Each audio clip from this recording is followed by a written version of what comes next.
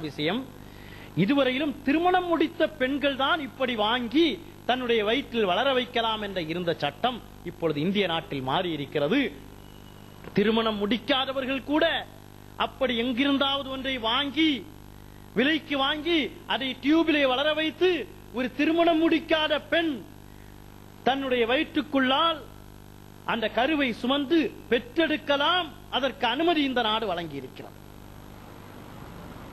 அருமையானவர்களே, நம்முடைய பெண் குழந்தைகள் அல்லாஹ் பாதுகாக்க வேண்டும். அதே போன்று ஆணோடு ஆண் உறவாடுகின்ற திருமணங்களை இந்த அரசாங்கம் அனுமதிக்க வேண்டும் என்று இப்பொழுது கோர்ட் அனுமதி கேட்டுக் கொண்டிருக்கக்கூடிய காலம். இந்த காலத்தில் அப்பா சொல்லி காட்டுவதை போல நான் பாவம் செய்து விட்டேன். எப்படிப்பட்ட பாவம் தெரியுமா? வரம்பு மீறி விட்டேன், எல்கையை மீறி விட்டேன். நம்முடைய பிள்ளைகளுக்கு இந்த வித்திரியாவை படித்துக் கொடுப்பது இதுதான் நோக்கம். வரம்பு மீறிய காலம் வரும், எல்கை மீறிய காலம் வரும். அந்த காலத்தில் இந்த வித்திரியாவை படித்து அல்லாஹ்விடத்திலே அவன் வேண்டுதல் வைக்கட்டும்.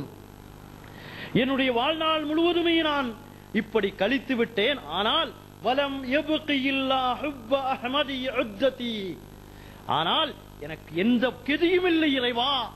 என்னுடைய உயிரினும் மேலான கண்மணி நாயகத்தினுடைய ஹுப்பு மட்டும் எனக்கு சேகரிப்பு பொருளாக, அதுதான் எனக்கு இறைவனிடத்திலே ஈடேற்றத்தை வாங்கி தரக்கூடிய பொருளாக இருக்கிறது. யா அல்லாஹ், எனக்கு ஈடேற்றத்தை தா அல்லாஹ் என்று கேட்கிறார்கள். வாழ்க்கையை அப்படியே கொண்டு வந்து நிறுத்தி இந்த காலகட்டத்தின் சூழ்நிலையை அப்படியே உருவகப்படுத்தி நான் வரம்பு மீறி விட்டேன், வரம்பு மீறி விட்டேன், எனக்கு ஒன்றுமில்லை நாயகமே, என் ரப்பே, நீ உன்னுடைய கண்மணியினுடைய பிரியம் இருக்கிறது, அதை கொண்டு எனக்கு ஈடேற்றத்தை தா என்று சொல்லி காட்டுகிறார்கள். அப்படி ஈடேற்றத்தை அல்லாஹ்விடத்திலே அப்பா கேட்கிறார்கள். கேட்கிற பொழுது நம்மை ஓதச் சொல்கிறார்கள். ஒரு காலத்தில் வித்திரியா மஜ்லிஸ் எப்படி இருக்கும்? நாமெல்லாம் இங்கே இருக்கக்கூடிய வயது முதிர்ந்த நம்முடைய பெரியவர்கள் கொஞ்சம் சிந்தித்து பாருங்கள். அந்த மஜ்லிஸினுடைய கண்ணியம் ஒரு தனி கண்ணியமாக இருந்திருக்கும். நிச்சயம் அதுதான் ஊர்களிலே இது போன்ற மின்சார விளக்கில்லாமல் குத்து விளக்குகளை எண்ணெயிலே ஏற்றி வைத்து அந்த பெரியவர்கள் ஓதுகிற பொழுது சிறுவர்கள் எல்லாம் அந்த இடத்தில் கை கட்டி வாய் பொத்தி அமர்ந்து அதை மரியாதையோடு கேட்கின்ற அந்த மஜ்லிஸை கொஞ்சம் நினைத்து பாருங்கள். இப்பொழுதுள்ள மஜ்லிஸ்களை நினைத்து பாருங்கள். அதற்கென்று நியமிக்கப்பட்ட சிலர் ஓதிக்கொண்டிருக்கிறோம். அல்லாஹ் மாற்ற வேண்டும், மாற்றி தருவான். அருமையான சகோதரர்களே, நான் அப்படி என்னுடைய இறைவனிடத்திலே வேண்டுதல் வைத்தேன், பாவமெல்லாம் செய்து விட்டேன், எனக்கு ஏது கெதியும் இல்லை, உன்னுடைய ஹபீபினுடைய பிரியம்தான் இருக்கிறது. அந்த பிரியத்தை நான் வைத்து கேட்ட பொழுது எது கிடைத்தது? என்னதான் கிடைத்தது? கிடைத்ததை பற்றி அவர்கள் சொல்கிறார்கள். வயதுஹபு அன்னி லகுது கபுரியும் வஸஹ்மதி, கண்மணி நாயகத்தினுடைய பிரியத்தை வைத்து பாவம் செய்துவிட்ட, அநியாயம் செய்துவிட்ட, வரம்பு மீறிவிட்ட ஒரு அடியான் அல்லாஹ்விடத்தில் அந்த பிரியத்தை வைத்து கேட்கிற பொழுது அவனை விட்டும் கபரு தூக்கி எறியுமே, அவனை கபரு நெருக்கடியாக்குமே. கபரு ஒரு மனிதனை தூக்கி எறிகிறது. என் முதுகில் வந்து இருக்கிறாயா? நல்லவர்களை வரவேற்கும், கெட்டவர்களை நெருக்கும், கெட்டவர்களை தூக்கி எறிய முற்படும். அந்த தூக்கி எறிதலை விட்டும், அந்த நெருக்குதலை விட்டும், அந்த பிரியத்தை அடிப்படையாக வைத்து கேட்கக்கூடிய துஆ நமக்கு பாதுகாப்பை அளிக்கிறது என்று அப்பா சொல்லிவிட்டு சொல்கிறார்கள்.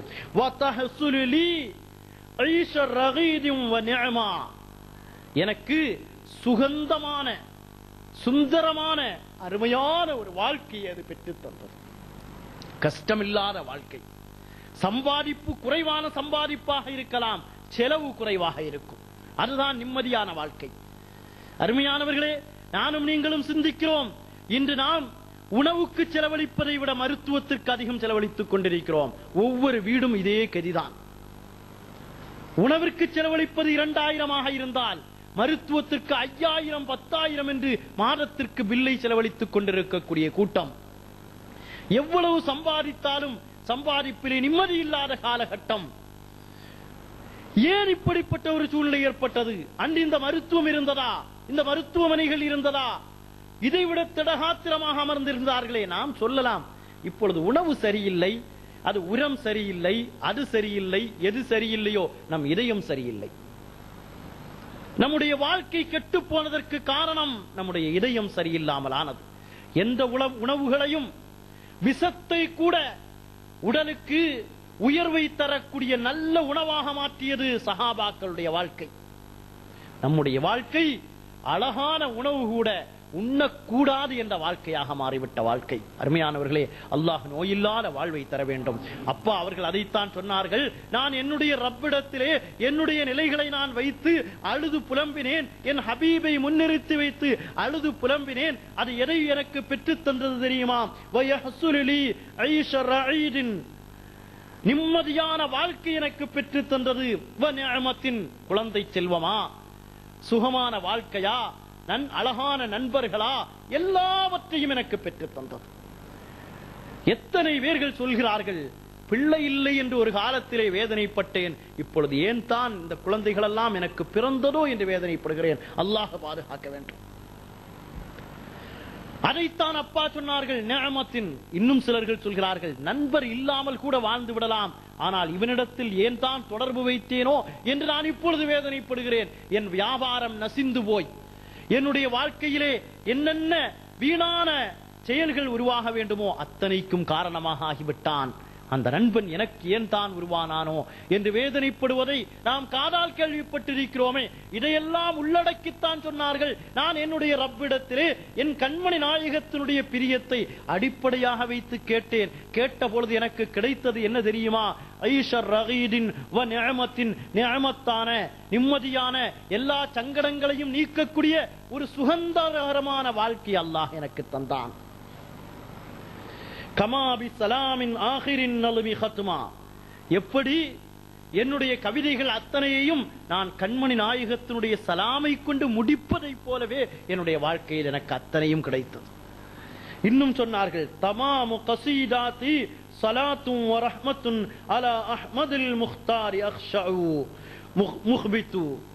தாழ்மையும் பணிவுமுள்ள என் கண்மணி நாயகத்தின் மீது என்னுடைய கவிதைகளை, என்னுடைய கட்டுரைகளை, என்னுடைய பேச்சை, என்னுடைய மூச்சை அத்தனையும் கண்மணி நாயகத்தின் மீதுள்ள ஸலவாத்தை கொண்டு முடித்தேன். எனக்கு அதற்கு கிடைத்த பலன் நிம்மதியான வாழ்க்கை, சுகந்தமான வாழ்க்கை, யாரும் குறை சொல்ல முடியாத வாழ்க்கை.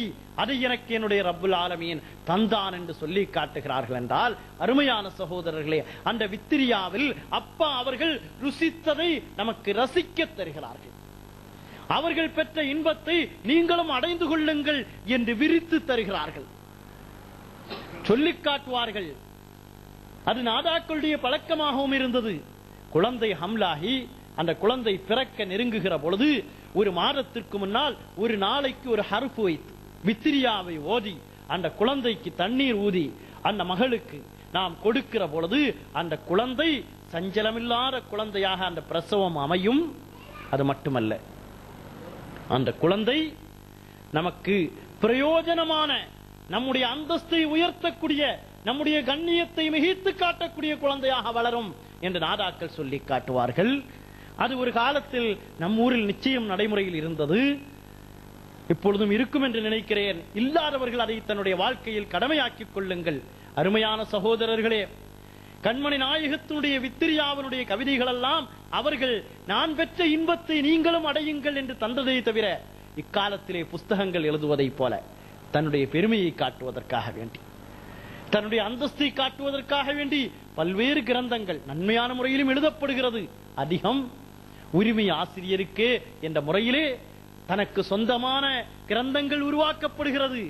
ஆனால் அப்படி உருவாக்கப்பட்டதல்ல. யார் வேண்டுமென்றாலும் இன்று வித்திரியாவை அச்சடிக்கலாம். தனக்கோ தன்னுடைய குடும்பத்திற்கோ அவர்கள் சொந்தமாக்கவில்லை.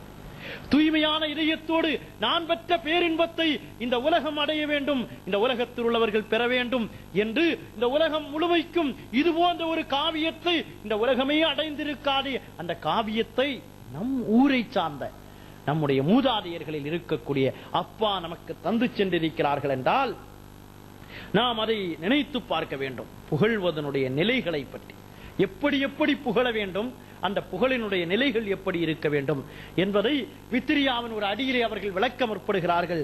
சொல்கிறார்கள், லஸிம்து மதீஹல் முஸ்தபா ஹலிஅன் லஹு. கண்மணி நாயகத்தை நான் புகழ்கிற பொழுது, அதாவது நம்முடைய மொழியிலே நமக்கு விளங்குவதற்காக வேண்டி, நம்முடைய வாழ்க்கையில் கொண்டு வருவதற்காக வேண்டி சொல்கிறேன். என்னுடைய கண்மணி நாயகத்தின் புனிதமான பாக்களை